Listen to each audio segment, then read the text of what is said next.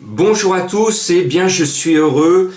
J'ai joué les Papa Noël avant l'heure ce mercredi avec le tiercé dans l'ordre, le quartet dans l'ordre, alors le tiercé en 6 chevaux dans l'ordre, le quartet en 7 chevaux dans l'ordre et le quintet en 7 chevaux.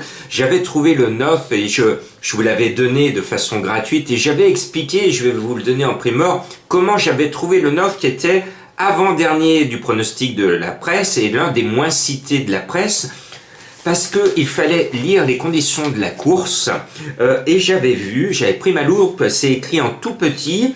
Alors je vous lis bien pour que vous compreniez comment on gagne aux courses et comment j'ai pu vous trouver ce numéro 9 à l'engagement. Le gagnant de cette course sera automatiquement qualifié pour la finale à Linkfield le vendredi 4 avril, donc une belle course. Je me suis dit, à ce moment-là, nos Français, ils n'ont aucun intérêt à aller à Linkfield en Angleterre le 4 avril. Par contre, les Anglais, eux, ça les intéresse. Et comme il y avait deux Anglais, deux chevaux entraînés en Angleterre dans la course, je me suis dit, je vais mettre les deux. C'est pour ça que j'avais racheté Teston et que j'avais mis ce numéro 9 qui est estimé. Et vous avez vu qu'il a couru ce numéro 9 pour la gagne parce qu'il voulait se qualifier. Il était à 26 contre 1. Voilà. Alors je suis heureux pour vous, moi je n'ai pas joué, mais j'en frissonne d'émotion parce que je sais que parmi vous, certains ont très peu de moyens et j'ai déjà des échos parce que beaucoup font des combinaisons. Alors l'avantage maintenant du PMU par rapport à autrefois, vous pouvez faire du 50, vous avez des pourcentages et vous pouvez faire des combinaisons longues avec un coût moindre. Alors bien sûr vous ne touchez pas le gain total, mais vous touchez le même pourcentage que votre mise de départ et aujourd'hui c'est 5 697 € de gains cumulés en une fois. Le quartier il fait 4 490 €, donc je suis content, mon coup de cœur gagne. Ça fait du bien parce que ça faisait 3 jours que je me plantais et là c'est du 53% de réussite depuis le 1er septembre et quoi qu'il arrive, j'ai réalisé avec vous mon pari de tenir du 50% de réussite pendant 3 mois, septembre, octobre et novembre. Quoi qu'il arrive jusqu'à la fin du mois, j'aurai tenu mon pari. Cela veut dire que depuis le 1er septembre, vous trouvez au minimum le tiercé une fois sur 2. Waouh! Bon, j'ai des trouvailles aussi pour ce quintet de jeudi qui m'inspire. Alors là, ça, c'est une très belle course. Ce sont des 4 ans qui sont juste en dessous des meilleurs. Et contrairement à mes confrères, pour moi, il y a un soleil, un épouvantail. J'en fais mon coup de cœur. Il est annoncé à 10 contre 1. C'est un Napoléon, c'est un conquérant. Il s'appelle, oui, vous avez gagné, il s'appelle Empire. Il porte le numéro 12. Et en plus, Empire, c'est le cheval de Madame Colombo qui savait pas que ça allait être mon coup de cœur. Donc, coup de cœur de Jean-Marc, cheval de Madame Colombo. Alors, ceux qui sont nouveaux et qui me posent des questions, c'est qui Madame Colombo? C'est la méthode exclusive de Jean-Marc, c'est-à-dire que vous prenez votre journal et vous dites à la première personne qui est autour de vous, qui ne connaît surtout rien aux courses, qui ne les suit pas, vous lui tendez le journal en disant « Tiens, donne-moi un numéro ». Eh bien, cette méthode, cette personne qui est à côté de vous, elle va vous sortir un numéro que vous n'auriez pas joué, et c'est ce numéro qui va vous corser les rapports et vous permettre de toucher une belle cote. C'est pour ça que Madame Colombo, vous connaissez, vous qui êtes fidèle de cette rubrique, elle ne donne pas tous les jours puisqu'elle prend des risques, elle nous sort souvent des tocards. D'ailleurs, ce mercredi, je n'avais pas mis sa mamie italienne parce que je ne le voyais pas. Des fois, je le mets, puis là, bon, Empire, c'est son cheval. On est d'accord, pour une fois, il n'y aura pas de scène de ménage à la maison. Et puis après, il y a un cheval qui est super bien, le 15 Girolamo. Je pense qu'il va montrer toute sa capacité, il est juste en dessous des meilleurs, et moi j'y crois fort. Et puis le 9 Jimmy du Pomereux, il fait partie d'un élevage que l'on connaît bien, un entraînement qui est souvent doublement ou triplement représenté dans course par course.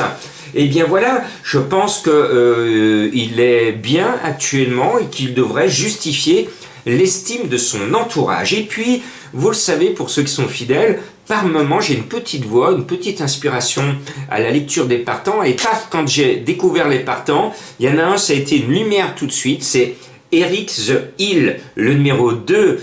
Sans état d'âme, Eric, c'est une chanson, je vais vous mettre le lien, ça. Sans état d'âme, Eric, c'est une très jolie chanson. Si vous ne la connaissez pas, je vous la mets en dessous de cette vidéo et vous allez passer 3 minutes de grand plaisir à découvrir cette chanson bien amusante. Eh bien, ce de Eric the Hill, je l'aime bien. Alors, j'ai des filles autour de moi qui sont traductrices. Elles m'ont dit, bah, c'est Eric l'anguille. Alors, il va falloir l'attraper. Il ne faut pas qu'il vous glisse des doigts. Et vous allez l'amener sur vos tickets. Et vous allez voir, il va vous faire quelque chose de bien. Ça a failli être mon coup de cœur. Je le sens bien. Et moi, c'est ce que je vous dis souvent. Écoutez votre intuition, écoutez votre intuition. Voilà, donc moi je l'écoute et je vous mets le 2. Et là, je dis aïe aïe aïe aïe aïe.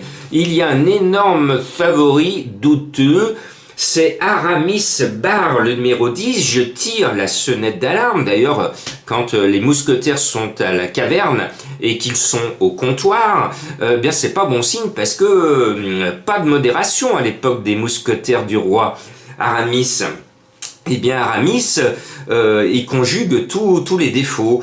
Il n'est pas au top, il n'est pas sur sa distance, et il est gros favori en tête de beaucoup de sélections. Alors il faudra que mes confrères me disent sur quel principe. Je pense que cette course n'est pas son objectif et c'est mon rôle de donneur d'alerte de vous dire attention, en valeur intrinsèque comme on dit, sa valeur réelle, c'est vrai que c'est un tout bon cheval, c'est vrai qu'il va faire un super beau meeting, mais moi j'aurais été beaucoup plus chaud sur un 2100 mètres à Vincennes que sur un 2850 mètres, sur un anneau sélectif avec descente et montée. Bon voilà, c'est un groupe, il en met 2. Alors moi, normalement j'aurais dû l'enlever. Mais comme vous le savez, je suis un fan de groupe, je me suis dit quand même Jean-Marc, déjà que j'ai pas mis Bayakeno alors que c'est mon chouchou dimanche et je m'en mords encore les sabots. Je me suis dit, ne fais pas la bêtise Jean-Marc de ne pas mettre groupe puisque tu le suis tout le temps. Donc je le mets, mais je dois vous alerter, c'est l'énorme favori douteux, ne venez pas vous plaindre, vous avez vu, il n'y a pas de coup sûr aux courses romancières, c'était le coup sûr, c'était parti à 2-3 contre 1 ce mercredi dans le quintet, et pas là, le cheval court bien, mais pas là.